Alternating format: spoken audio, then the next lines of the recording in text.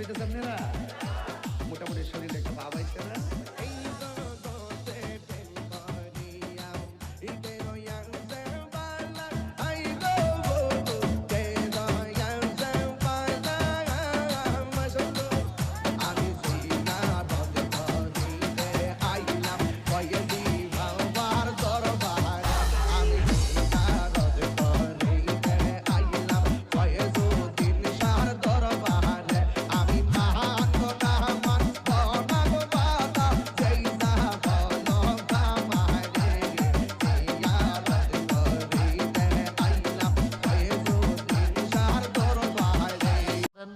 আমাদের একটা ঠুনকো অজুহাত আছে। ঠুনকো অজুহাতটা হচ্ছে যে আমি যদি কথাগুলো বলতে চাই এই গানটার ভিতরে কি আছে, এই গানের ব্যাপারে কথা বলতে গেলে আমি গানটা না শুনলে বুঝবো কেমন, এই জন্য গান শোনা দরকার আছে। এটা আমাদের একটা ঠুনকো অজুহাত, যেটা আমাদের এই বর্তমান তাহিরি সাহেব এটাকে প্রচলন করে। তাহিরি সাহেব যে গানগুলা গায়, অবশ্যই এই গানগুলো তিনি শুনেন, এই গানগুলো তিনি চর্চা করেন, এই গানগুলো তিনি প্র্যাকটিস করেন, তারপরেই তো ময়দানে গান। এমন তো না যে ওনার কাছে ওয়াহি নাজিল হচ্ছে, উনি ময়দানে ওঠার পরে গানের সুর তার গলার ভিতরে লালিত্য সৃষ্টি করছে, ঝংকার তুলছে ময়দানে, বিষয়টা এমন নয়। এই গানগুলো গাওয়ার জন্যে সেই গানগুলো তাকে গাইতে হয়, শুনতে হয়।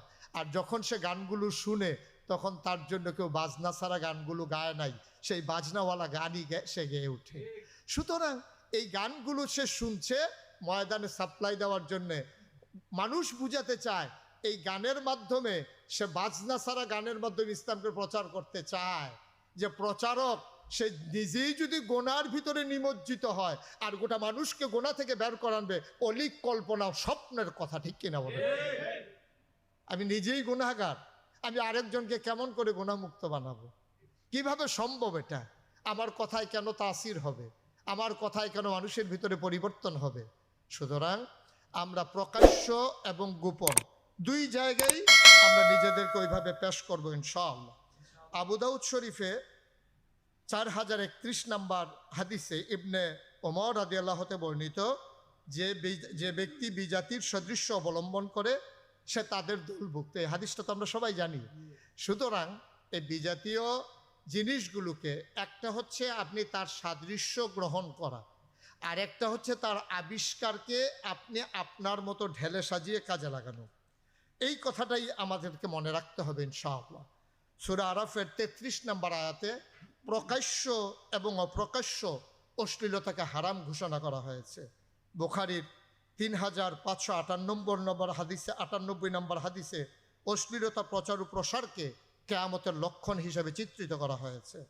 সম্মানিত উপস্থিতি, আজকে ইসলামী সংস্কৃতির বিকাশ যদি আপনি ঘটাতে না পারেন, অপসংস্কৃতি আপনাকে গ্রাস করবেই।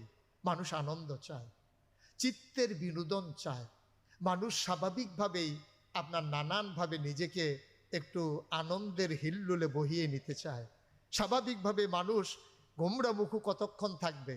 স্বাভাবিকভাবে মানুষকে আপনি তার হৃদয়ের যোগান দিতে হবে, আর এই যোগানটা দিতে হবে নিশ্চয়ই নিশ্চয়ই নিশ্চয়ই ইসলামের দৃষ্টিভঙ্গিতে, ইসলামের গণ্ডির ভিতরে থেকে।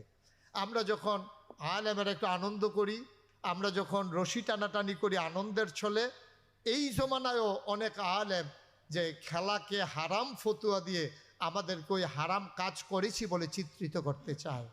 আমাদের লোকজন যখন ফজরের পরে জয় পরাজয় চিত্রিত না করে, শুধু একটু শারীরিক কসরত করার জন্যে, ব্যায়ামের লক্ষ্যে যখন ক্রিকেট ম্যাচ করতে চায়, প্রীতি ম্যাচ, এটাকে এখন হারামের ফতুয়া দিতে চায়। আমরা সেই গণ্ডির ভিতরে আছি, যে গণ্ডির ভিতরে ছিলাম অনেক আগে। মুর্দারদেরকে গোসল করানোর পরে যখন বেশতি কাপড়টা দিয়ে দেওয়া হতো ইমাম সাহেবের হাতে, বরকত মনে করে মুর্দারের কাফনের কাপড়ের বেশতি অংশ ইমাম সাহেবকে দিয়ে দেওয়া হতো। ইমাম সাহেব সানন্দে নিয়ে আসতেন তার স্ত্রীর ব্লাউজ বানানোর জন্য। তিনি মনে করতেন এটা আমিই প্রাপ্য, তিনিও দাঁড়িয়ে থাকতেন কাপড় একটু বেশি হয় কিনা। মুসল্লিকে গোসল করানোর পরে